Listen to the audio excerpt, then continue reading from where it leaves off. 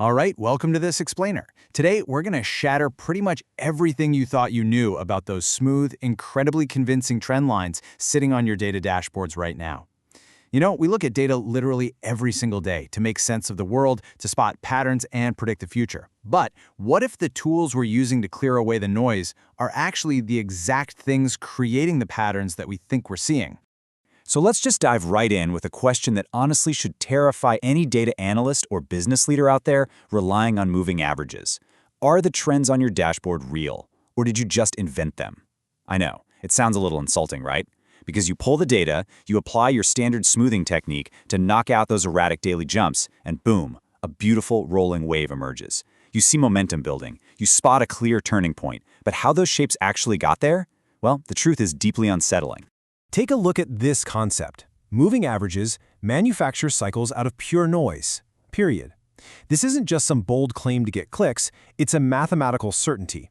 It completely upended our understanding of data almost 100 years ago. And the crazy part, it is a huge blind spot that still persists in modern data pipelines today, tricking us into seeing structure where absolutely none exists.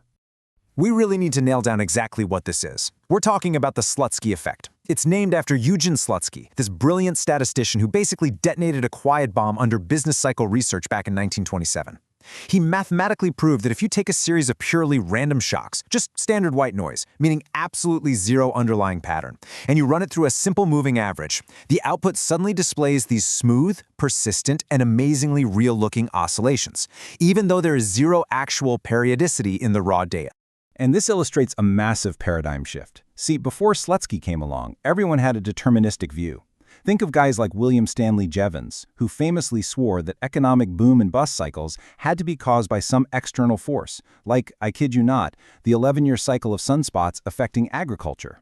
The assumption was, if there's a cycle, there must be a cause. But Slutsky flipped that entirely to a stochastic view.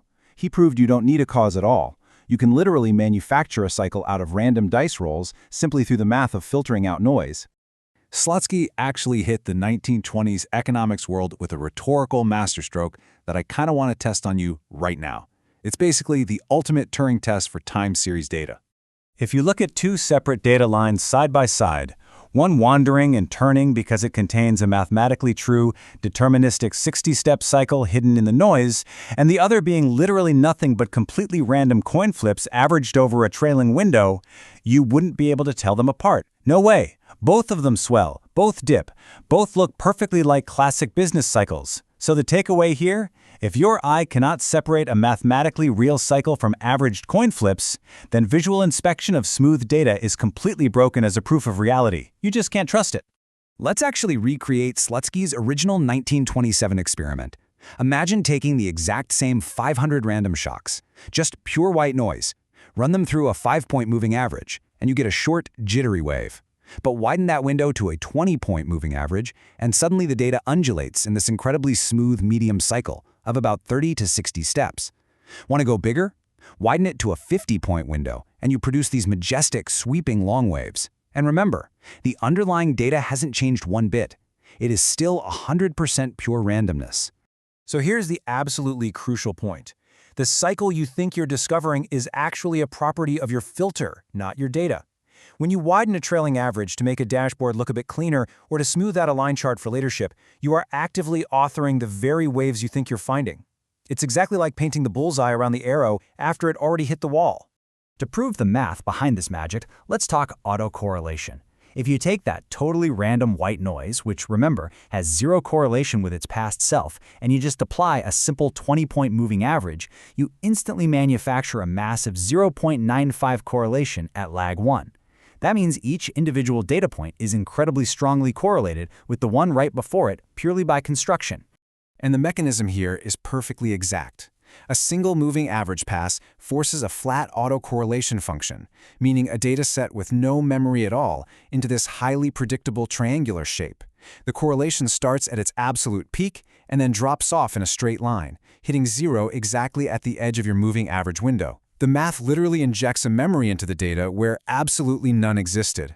Now, if we look at this through a frequency lens, taking a spectral view, the moving average acts as a low-pass filter.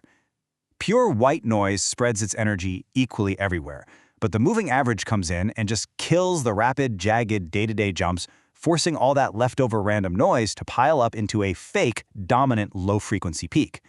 If an analyst runs a periodogram on this smooth data, they're going to excitedly report finding a significant low-frequency periodicity. But, spoiler alert, it is a total phantom. But wait, because this compounding error gets so much worse when analysts practice iterated smoothing.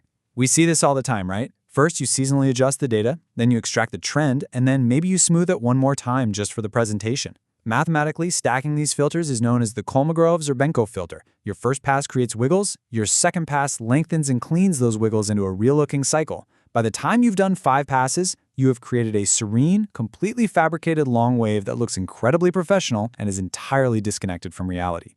The great statistician Frederick Macaulay explicitly warned us about this trap all the way back in 1931.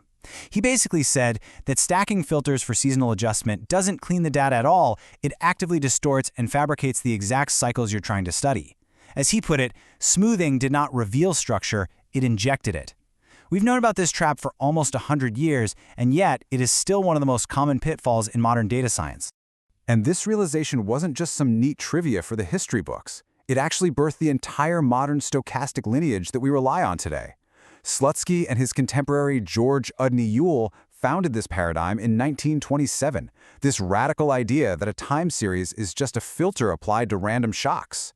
That core idea runs straight through Herman Wold's decomposition theorem in 1938, right up to 1970 when Box and Jenkins industrialized it with the ARIMA models that power so much of our forecasting today.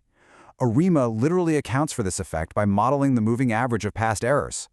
So how do we protect our modern pipelines from a trap discovered in 1927? Well, you absolutely must follow these concrete rules. First up, never run cycle or seasonality detection on pre-smoothed data. Always use the raw series. Second, if you're building machine learning models, treat rolling mean features as autocorrelation injectors. They will cause massive data leakage if you aren't using time-aware validation splits. Third, expect fake momentum and fake turning points on any dashboard relying on a trailing average. Those turns near the window length, they are artifacts of the math, not the market. And finally, remember that iterated passes just lengthen and clean those fake cycles. You have to strictly separate the data you use to make things look pretty in a presentation from the raw data you use for actual mathematical analysis. I'm going to leave you with this provocative thought to take back to your teams. We all trust our dashboards to give us a clear view of reality, right? But if your KPI dashboard's trailing average is secretly acting as a Slutsky filter, injecting structure where there's literally none, what critical business decisions are you currently basing on pure manufactured noise? Seriously, go check the smoothing windows in your analytical pipelines today, because you might just be predicting the behavior of your own filter rather than the reality of your business. Thanks for exploring this with me, and stay curious.